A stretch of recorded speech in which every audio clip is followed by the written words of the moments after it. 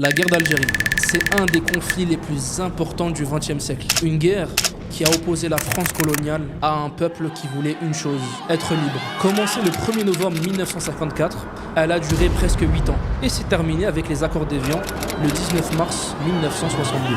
Elle a fait plus d'1 million de morts selon les autorités algériennes. Elle a marqué à jamais l'histoire de l'Algérie, de la France également, et de toutes les familles concernées des deux côtés de la Méditerranée. Aujourd'hui, on va revenir sur les dates clés, les faits marquants et les vérités qu'on n'enseigne pas toujours clairement.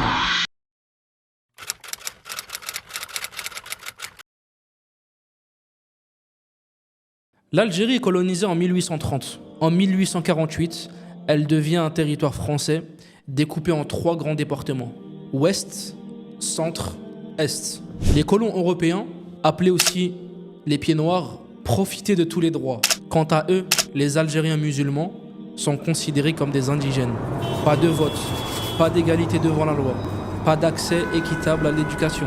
Et en 1945, alors que l'Europe fêtait la fin de la Seconde Guerre mondiale, les Algériens, eux, sortaient dans les grandes villes manifester. Manifester pourquoi ? Pour demander la fin de la colonisation, dans le calme. La répression est brutale.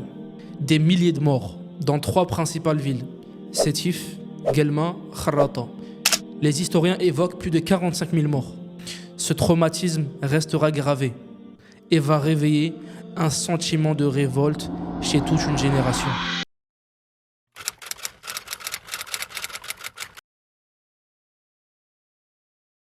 Dans la nuit du 1er novembre 1954, des groupes armés liés au FLN, donc le Front de Libération Nationale, mènent une série d'attaques contre des cibles françaises, casernes, postes de police et les infrastructures. Ils publient un communiqué où ils annoncent clairement leur objectif, une Algérie libre et indépendante. La France répond immédiatement avec une politique sévère de répression. En quelques semaines, des milliers de soldats sont envoyés sur le territoire et on rentre dans une logique de guerre. Fouilles, arrestations, torture, censure et tout ce qui va avec la guerre.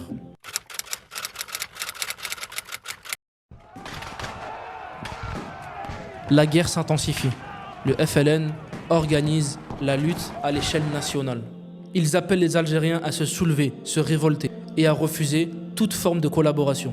Des villes entières vivent sous tension. Les zones rurales sont touchées, mais aussi les grandes villes comme Alger. Et en 1957, on a la bataille d'Alger qui va marquer les esprits. Le FLN organise des opérations dans la capitale, notamment des attaques à la bombe. La France, quant à elle, réagit avec des moyens militaires extrêmes, avec des arrestations massives et de la torture. Mais la communauté internationale commence à parler ouvertement de la situation en Algérie. Et même en France, quelques voix commencent à s'élever contre cette guerre. En 1958, on a le général de Gaulle qui revient au pouvoir. Et peu à peu, il ouvre une voie à la sortie du conflit. Malgré la pression politique et militaire, le FLN tient bon.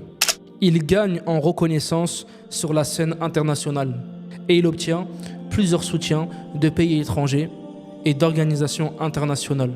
En 1961, des organisations secrètes ont lieu entre la France et le FLN. Elles aboutiront aux accords d'Évian signés le 18 mars 1962. Un cessez-le-feu est déclaré, suivi d'un référendum d'autodétermination. Le peuple algérien vote à plus de 99% pour l'indépendance. Et le 5 juillet 1962, l'Algérie devient un pays enfin libre et souverain. Mais tout ne s'arrête pas avec la fin de la guerre en Algérie. Des centaines de milliers de pieds noirs quittent l'Algérie. Et les Harkis, quant à eux, les Harkis, ce sont les Algériens qui ont combattu pour la France. Donc maintenant, vous savez d'où vient cette expression, espèce de Harkis, entre guillemets, les traîtres. Alors, quant à eux, ils sont abandonnés. Et beaucoup d'entre eux sont victimes de représailles. Mais l'Algérie fait face à un grand défi. Elle doit tout reconstruire. Après 132 ans de colonisation, il n'y a rien, enfin presque rien. Peu d'infrastructures, peu de cadres, très peu d'écoles. Bref, c'est le chaos. Mais malgré la douleur, malgré les pertes, le peuple algérien a repris ce qui lui appartenait, sa terre. La guerre d'Algérie, c'est plus qu'un conflit, c'est une rupture. C'est la fin d'un système basé sur l'humiliation et la dépossession. Mais c'est également un souvenir douloureux qu'on porte encore.